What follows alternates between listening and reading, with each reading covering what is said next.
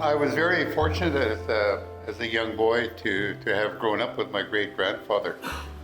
And so I had an opportunity to hear stories and different things, and in particular the tidal wave that. But he used to talk about oral history. He said the story I'm going to tell you happened about 200 years ago. But he did mention that it was nighttime. It happened at night. And he said the ground shook and the people didn't know what was happening. And he said it was quite a while later in our time period. He said 20 minutes, half hour is when the tidal wave happened after the ground shook.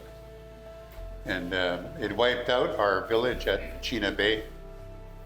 Back in that time, there was probably about 500 of us living there.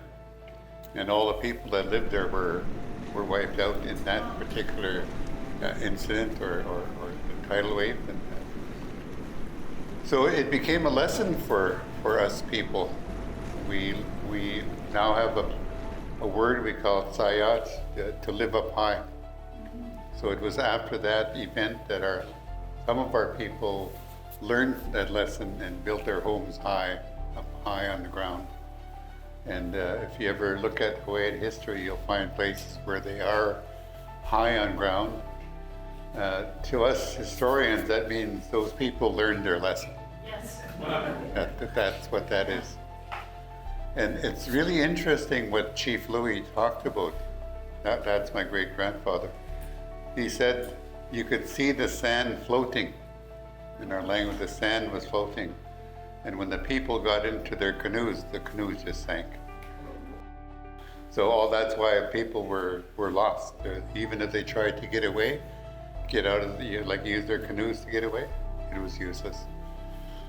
So anyway, from that perspective, it's good to have our oral history, because one of the things that people found out, they were able to actually determine when that event actually happened.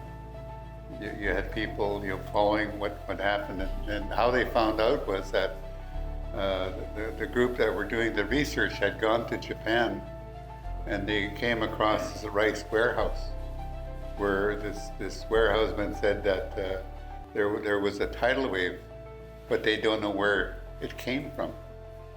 It obviously came from somewhere. So that's when they timed the one from the Cascadia to Japan and actually put a time frame on it.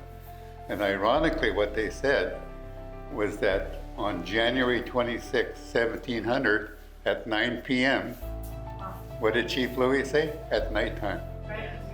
So that's when we heard that, from when science kind of done their work on that. It was good for us to say, you can't listen to oral history.